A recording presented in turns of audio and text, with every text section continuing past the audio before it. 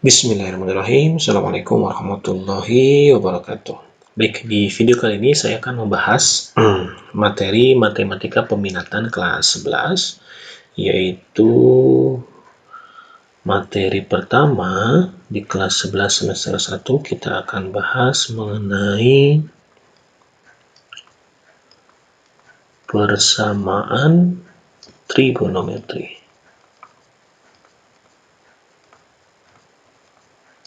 Nah, ya, yang akan kita bahas adalah persamaan trigonometri. Nah, sebelum kita membahas tentang persamaan trigonometri, ada beberapa materi prasyarat dulu yang harus dimiliki oleh siswa ya. Jadi yang pertama adalah mengenai nilai sudut trigonometri untuk sudut istimewa, gitu kan ya. Nah, ini materi prasyaratnya. Yang pertama kita harus mengenal dulu mengenai nilai trigonometri. Nilai trigonometri untuk sudut istimewa. Nah, dulu di kelas 10 matematika wajib itu kalian sudah mempelajari tentang perbandingan trigonometri, nilai perbandingan trigonometri ya. Itu ada sinus, ada kosinus, ada tangan, kemudian ada sekan, sama kotangan ya. Nah, ini materi prasyaratnya. Itu yang pertama, sudutnya yang kita gunakan hanya sinus, kosinus, dan tangan ya. Jadi saya buat dulu tabelnya. Di sini ada sin alfa, kemudian ada cos alfa, kemudian ada tangan alfa ya. Kemudian di sini alfanya sudutnya mulai dari 0 derajat, kemudian 30 derajat, 45 derajat, 60 derajat, dan 90 derajat di kuadran 1 ya. Oke, nah ini yang akan kita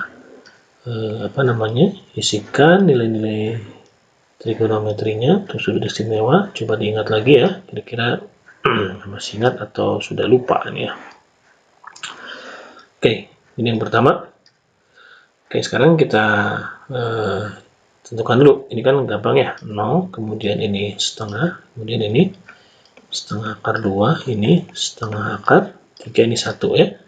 Kemudian dari sini ngisinya boleh 0, setengah, kemudian setengah akar 2, ini setengah akar 3, untuk kosinus ini 1 ya. Kemudian kalau untuk tangan itu mulai dari 0, di sini 1/3 akar 3, di sini 1, di sini akar 3, kemudian di sini dia tidak terdefinisi atau tidak ada ya. Nah, ini harus dihafal ya. Kita coba yang sudut istimewa di kuadran pertama. Nah, untuk selanjutnya adalah kita bahas mengenai sudut istimewa untuk kuadran 2, 3, 4 menggunakan aturan dari Kartesius untuk kuadran 3 dan 4 ya. 2, 3, dan 4 ya. Jadi prasyarat yang kedua yaitu mengenai kuadran ya. Oke, sekarang. Jadi kalau ya kurang lurus. Nah, ini. Oke, jadi saya kalau misalkan ada sudut yang lebih besar dari 90 derajat, maka kita menggunakan aturan ini. Ya, ini 0 derajat, kemudian di sini 90 derajat, kemudian di sini 180 derajat, dan di sini 270 derajat. Nanti kembali lagi ke sini menjadi 360 derajat. Nah, sudut yang digunakan dulu kita sudah sepakati ya. Sudut yang digunakan yaitu ini sudah jelas kuadran pertama itu alfa, ya kan? Kemudian S. Kemudian, nah ini kuadran S.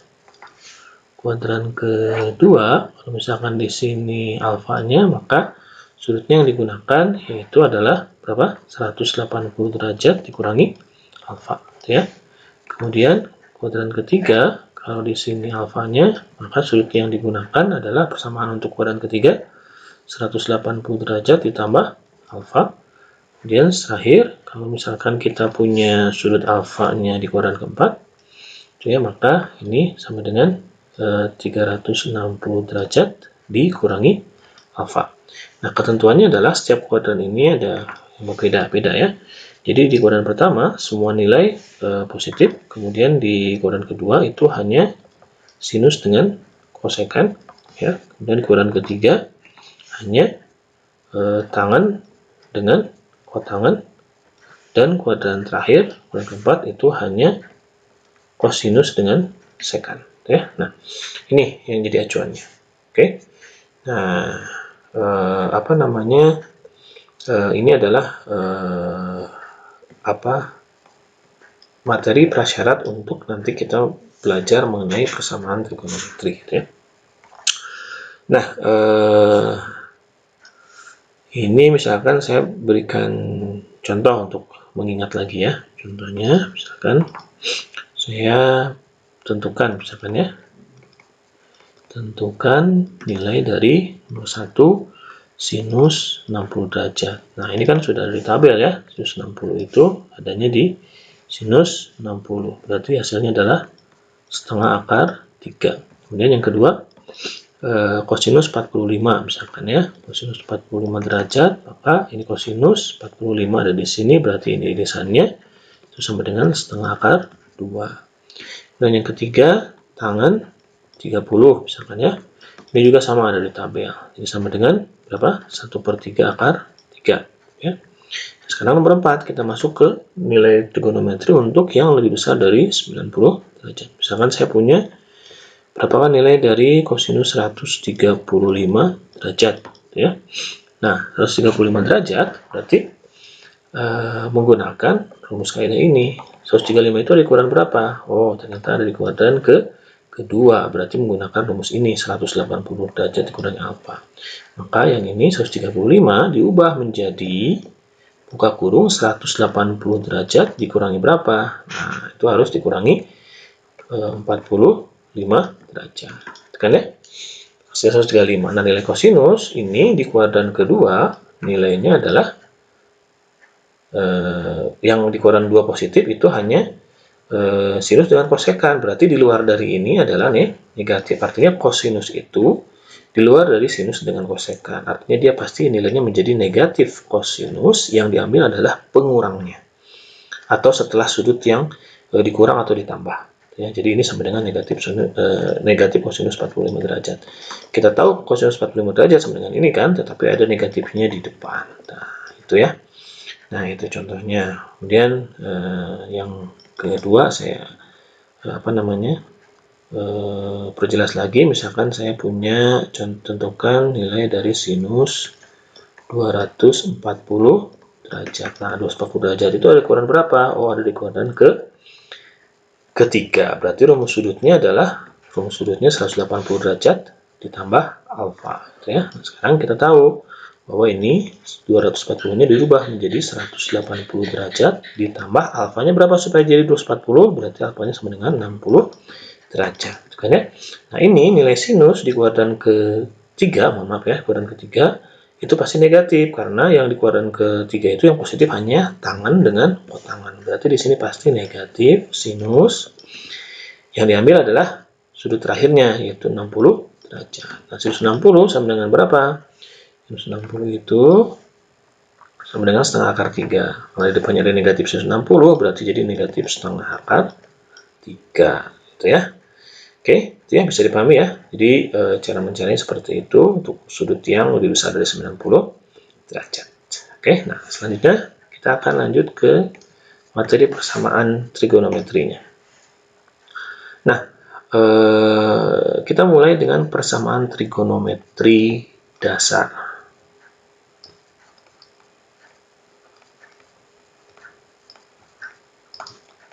Nah, ini persamaan trigonometri dasar ini hanya didefinisikan untuk 3 perbandingan trigonometri, yaitu sinus, kosinus, yang tangan. Ini yang pertama adalah sin X sama dengan sin alfa. Sin X sama dengan sin alfa. Kemudian yang kedua adalah kosinus X sama dengan kosinus alfa.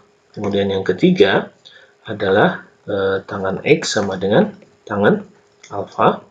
Kemudian yang keempat itu sin X sama dengan suatu bilangan atau konstanta. Kemudian kosinus X sama dengan konstanta juga. Dan yang ketiga adalah tangan X itu sama dengan konstanta juga. Ini adalah konstanta ya. Jadi K adalah konstanta. Konstanta itu suatu bilangan gitu ya. Sederhananya seperti itu. Nah, bagaimana cara menentukannya? Nah, cara menentukannya ada penyelesaian dari persamaan trigonometri dasar. Ya, oke. Sekarang kita coba ke sini. Oke, ini dasarnya. Baru kita uraikan. Nah, yang pertama itu adalah sin x, itu ya.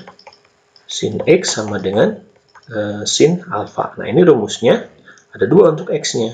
Jadi x-nya itu bisa dicari. Yang pertama adalah sama dengan alfa, jadi sama dengan ini, ya. Ditambah dengan k kali 360 derajat. Ini di kuadran pertama. Kemudian x-nya bisa dicari juga dengan rumus di kuadran kedua karena nilai sinus positif di kuadran kedua. Jadi 180 dikurangi alfa ditambah k kali 360 derajat, ya. Nah, ini rumus untuk yang pertama. Kemudian yang kedua, untuk rumus kosinus x sama dengan kosinus alfa, ya. Nah, jadi kalau kosinus x sama dengan kosinus alfa, x-nya juga ada dua, ya. Yang pertama adalah alfa ditambah k kali 360 derajat. Yang kedua adalah negatif alfa ditambah k kali 360 derajat. Seperti kita ketahui tadi di koordinat kartesius untuk trigonometri, ini kan di kuadran 1, ya, positif untuk sinus, ini di kuadran kedua, positif juga untuk sinus. Dan yang ini kuadran ke-1, positif juga untuk kosinus. Yang ini kuadran keberapa? Kuadran ke-4, negatif alfa itu kuadran ke-4. Itu positif juga untuk kosinus. Kemudian yang terakhir itu adalah tangan alfa. Tangan x sama dengan tangan alfa, ya. Nah, kalau ini hanya satu rumusnya. Jadi x sama dengan alfa ditambah k kali 180 derajat. Ya, ini di kuadran 1 dan 3. Kuadran 1 juga kuadran 3.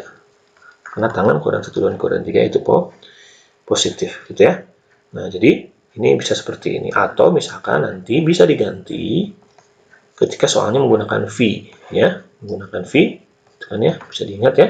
V itu sama dengan 180 derajat. Sehingga kalau kita ubah ini ke V, ya. Kita ubah ini ke V, misalkan ya, rumus yang ini kita ubah ke V, gitu ya. Nanti bisa sendiri dirubahnya ya. Jadi x sama dengan alfa ditambah dengan ya.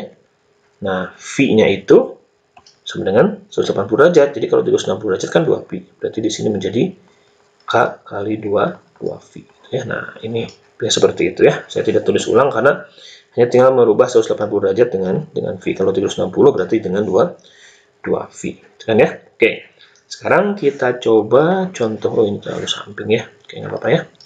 Kita coba contoh. Contoh nomor contoh nomor 1 ya.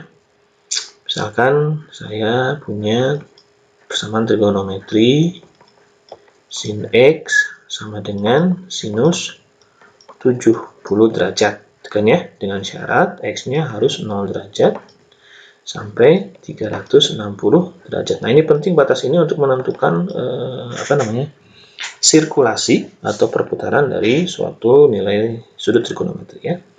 Nah, jawabannya yaitu kita menggunakan rumus perbandingan yang tadi, yang 3 ini. Pilih saja salah satu ya. Nah, berarti di sini kita punya nilai dari x1, berarti x-nya kan ada 2 ya. Jadi x1 itu yang pertama alfa ditambah k kali 360.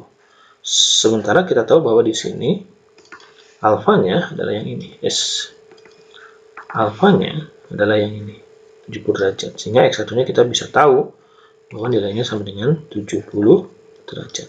Kan ya?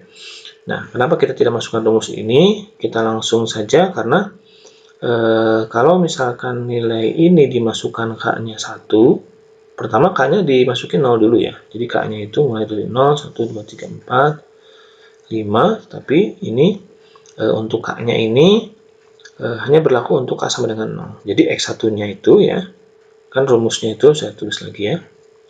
Oke, itu saya tulis lagi. Jadi x itu ya sama dengan, kan ada 2 nilainya ya. Atau x1 dulu deh, biar nanti nggak ada kurung awalnya. Jadi x1 rumusnya kita menggunakan yang ini ya. Jadi Jadi alfa ditambah K kali 360 derajat. Nah, alfanya kita ganti dengan ini. Gitu kan ya? Maka X1-nya itu sama dengan 70 derajat ditambah K kali 360 derajat. Nah, ini K-nya kita ganti. Ya, jadi K-nya mulai dari 0, 1, 2, gitu ya. Atau boleh K-nya itu mulai dari negatif, gitu ya. Jadi negatif 2, misalkan negatif 1, 0. Nah, ini. Tetapi nanti hasilnya sudutnya harus antara 0 derajat sampai 360 derajat, gitu ya. Sehingga yang ini, nah ini kalau kita masukkan K-nya mulai dari 0 supaya terdefinisi, gitu ya. Berarti di sini X-nya itu sama dengan yang pertama, berarti rumusnya ditulis yang dari sini ya, 70 derajat ditambah K-nya mulai dari 0 ya. Jadi yang pertama gini cara penulisannya ya. Nah, untuk K-nya sama dengan 0, maka X-nya sama dengan berapa?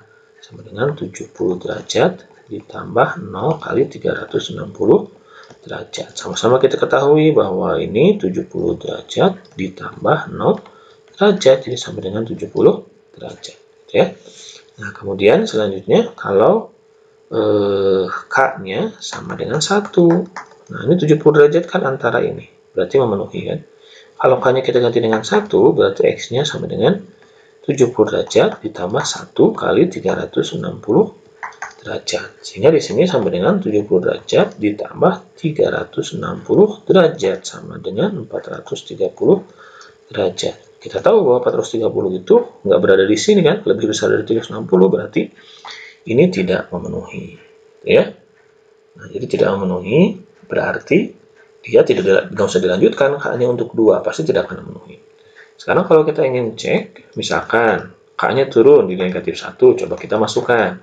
Berarti X-nya sama dengan 70 derajat ditambah negatif 1 dikalikan dengan 360 derajat, itu sama dengan 70 derajat dikurangi 360 kan? Gitu. Kan negatif 1 kali 360, 360, jadi ini sama dengan negatif 290 derajat. Apakah memenuhi? Dari sini negatif sudah jelas tidak memenuhi ya. Nah, jadi untuk yang X1-nya sama dengan ini. Sehingga nanti mudahnya kalau misalkan sin X ini tunggal, hanya 1X, tidak ada koefisien, misalkan sin 2X, sin 3X tidak seperti itu, maka bisa kita langsung gunakan rumus untuk X1-nya adalah alfa, ya, X2-nya adalah 180 derajat, kan ya, dikurangi alfa, itu ya, itu mudahnya. Jadi menggunakan rumus ini, sehingga dari sini kita tahu bahwa walaupun memang caranya seperti ini, tapi boleh langsung kalau misalkan alfa. Berarti di sini kita punya X1-nya sama dengan 70 derajat dan X2-nya sama dengan berapa? 180 derajat dikurangi 70 derajat, itu sama dengan 110 derajat. Juga ya, dengan asumsi bahwa batasnya ini adalah 0 sampai 360 derajat. Nah, nanti menyesuaikannya kalau batasnya di luar dari sini, misalkan batasnya 0 sampai 180, nah itu beda lagi. Ya. Nah, itu semuanya seperti ini. Sehingga nanti kalau misalkan menemukan rumus untuk kosinus dan tangan, gitu kan ya, jadi langsung dimasukin saja ke rumus ini nih, rumus sudutnya. Jadi alfa dengan negatif alfa. Ini abaikan saja. Dengan syarat kalau misalkan batasnya 0 sampai 360 derajat, ya. Oke, contoh 2 misalkan. Yang kedua kosinus X sama dengan kosinus 60 derajat, ya. Nah, berarti di sini jawabannya bisa langsung karena di sini X-nya tunggal, ya, tidak ada koefisien dan sudutnya juga ada. Sehingga ini bisa kita cari menggunakan rumus ini. X1, X2, ya. Jadi jawabannya X1-nya sama dengan alfa, X2-nya sama dengan negatif alfa, gitu kan ya.